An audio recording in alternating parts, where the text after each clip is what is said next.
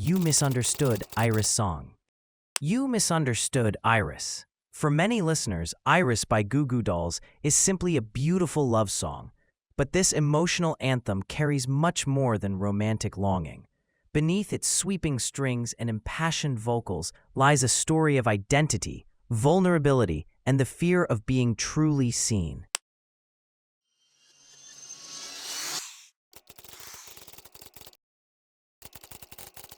Iris is not just a love song, it's a cry for connection in a world that feels cold and impersonal.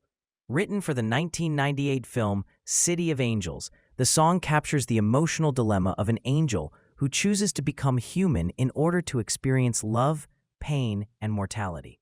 The title Iris may not appear in the lyrics, but it symbolizes clarity, vision, and the soul's gaze, themes woven throughout the song. For Goo Goo Dolls frontman John Rzeznik, Iris was a turning point, both creatively and emotionally.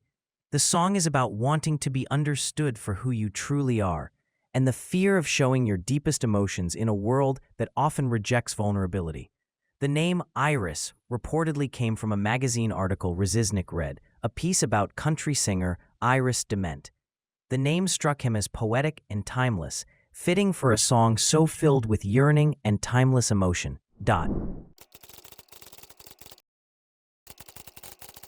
By the late 1990s, Goo Goo Dolls were already enjoying some success, but they hadn't yet broken into the mainstream in a massive way. That changed with Iris. The track was written specifically for City of Angels, a romantic fantasy film starring Nicolas Cage and Meg Ryan. The movie centers on an angel who falls in love with a mortal woman, choosing to give up his immortality for a chance to feel human emotion. When Rzeznik was approached to write a song for the film's soundtrack, he was moved by the story's emotional core, and he channeled that inspiration into what would become the band's biggest hit. Rzeznik was going through a rough period in his personal life when he composed Iris. He had recently separated from his wife, and the pressure to follow up on the success of their previous hit, Name, weighed heavily on him. While watching a rough cut of City of Angels, something clicked. The story of the angel resonated with his own feelings of emotional disconnection and longing. He reportedly wrote Iris in under an hour. The song was released in April 1998 and became an instant hit, topping charts and earning 3 Grammy nominations. It spent a record-breaking 18 weeks at #1 on Billboard's Hot 100 Airplay chart and helped propel Goo Goo Dolls to international fame. Let's now examine the lyrics of Iris verse by verse to understand how each line contributes to the emotional landscape of the song. And I'd give up forever to touch you. This line introduces the central dilemma, the willingness to sacrifice eternity, safety, immortality, or even personal identity just to feel a real human connection. It directly echoes the plot of City of Angels, but also speaks more broadly to the cost of intimacy. Because I know that you feel me somehow. There's a belief in a shared emotional resonance, an intuition that the other person understands on a deep, possibly spiritual level. You're the closest to heaven that I'll ever be. A deeply poetic way to express love, but also a line tinged with sadness. It implies a kind of exile from happiness, a sense that heaven, or joy, can only be approached through another person, not attained directly. And I don't want to go home right now. This line suggests that being in this emotionally heightened state, close to someone, vulnerable, alive, feels more real than anything else. Home becomes a symbol of the mundane, the distant, or the lifeless. And all I can taste is this moment, and all I can breathe is your life. These lines reflect the intensity of the present, the loss of self in the experience of love or longing. The sensory imagery brings the emotional state into the body. And sooner or later it's over. I just don't want to miss you tonight. A haunting acknowledgement that even the most intense emotions are fleeting. This is a love song that understands impermanence. And I don't want the world to see me, because I don't think that they'd understand. These lines strike at the heart of vulnerability and fear. The narrator feels too raw, too different, too exposed to reveal himself to the world. He wants to be known, but only by the one person who truly gets him. When everything's made to be broken, I just want you to know who I am.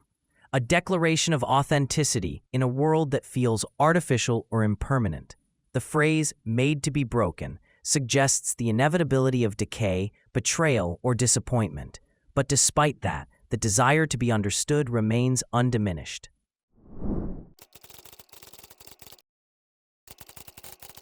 At its core, Iris is about the longing to be fully known by another person, not just loved, but seen. It's about the tension between hiding and revealing, between the safety of emotional armor and the terrifying freedom of vulnerability. The song doesn't just explore love, it dives into identity, spiritual yearning, and existential fear.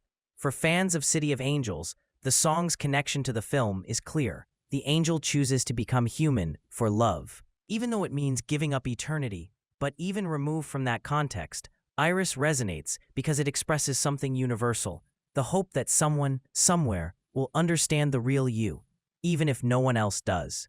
Iris can also be heard as a cry for help from someone on the edge, someone who is deeply isolated, unsure whether they belong in this world, and clinging to love as a lifeline. This duality, between love song and existential confession, is what gives Iris its enduring emotional power. Over the years, John Reznick has shared insights about the creation and meaning of Iris. He said that it's one of the most personal songs he's ever written and that it came from a place of deep emotional vulnerability. In interviews, he's talked about how quickly the song came together and how it felt like a gift in a moment when he was creatively blocked and emotionally drained. He also emphasized that the song wasn't just about romantic love.